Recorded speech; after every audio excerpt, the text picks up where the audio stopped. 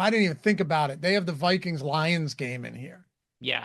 So what I want to do for FanDuel is a stack of Vikings Lions and then just fill in the lineup with cheap value options that are viable on the slate. Because I think that's a fun way to play the FanDuel slate. And a good way to build high upside lineups. Yeah. Okay. Let's do it.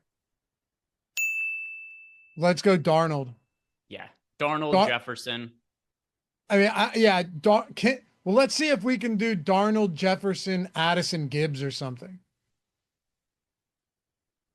Listen, that Lions defense, those that has been gutted by injuries, that was evident last week or on Monday. That was very evident.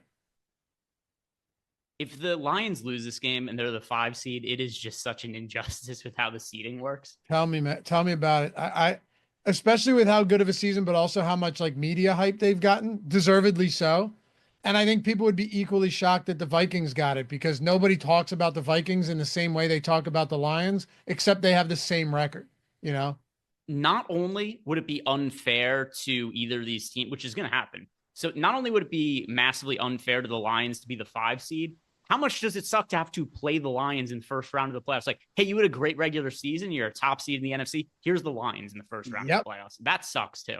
Yeah, it's like in the NBA, you see it where, a star player is hurt for a lot of the year and they limp into the playoffs. And then like the 2 seed or the 1 seed has to play an elite 8 seed. Yeah. I mean, to me, the NBA's worst nightmare is the 76ers getting into the playoffs and going on a playoff run. Why is it their worst nightmare? Because the 76ers are resting guys strictly for the playoffs throughout the regular season. Then the NBA is really going to have to address, all right, what do we do about these rest scenarios? Because now people are going to look, hey, proof of concept, you could rest guys throughout the entirety of the regular season. Yeah. I see what you're saying. All right, so I'm trying it, Greg. Why not? It's New Year's Day. Jordan's puking in a trash can next to his desk. Darnold, Jordan, ready? Oh, you already got. I mean, you're doing your job, brother. Darnold, Gibbs, Jefferson, Addison, Giants defense. Now, if we think it's necessary, Greg, we could go from Addison down to Hawkinson. That would save us $1,100. I don't hate that at all. First of all, Hawkinson's one of my favorite tight end options that we have on. Let's do that then. Let's do that. I think we're probably going to need the additional salary. Wait, what did you just say? We're gonna switch out Addison for Hawkinson. Okay, perfect.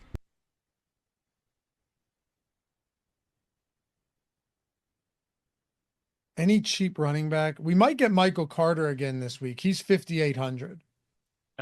We could plug in Gainwell at $5,600 for now, and then we could always change that. If it was to be something like you had said, where Shipley ends up being the guy, you could go to Blackshear at $5,100 with Chuba Hubbard out.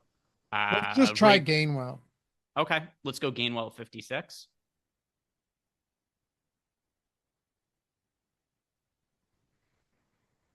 I bet if we wanted to follow the Curtis Samuel approach, like actually, let's see what's. No, never mind. He's 53. That's insane.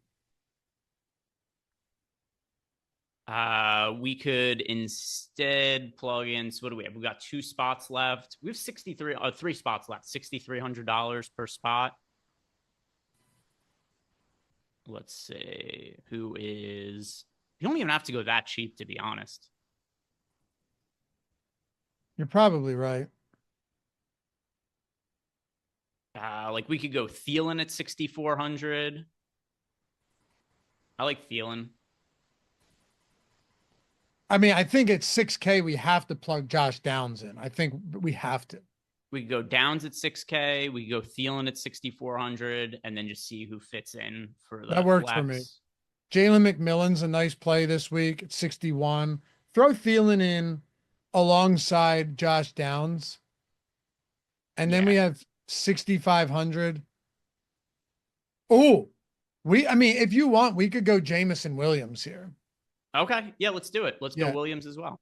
And for what it's worth, guys, I do like in a vacuum. I like Tyrone Tracy at 6,400 better. I actually like him a lot this week, assuming Philly does what I think they're going to do. Tyrone Tracy at 6,400 on FanDuel, Greg, would be a fantastic play. There we go. Nearly a 200% sim ROI. Wow, look at that.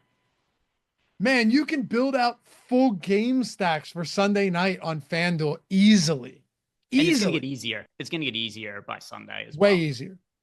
You may be able to get Amon-Ra St. Brown instead of Jameson by the time this slate starts. That's crazy.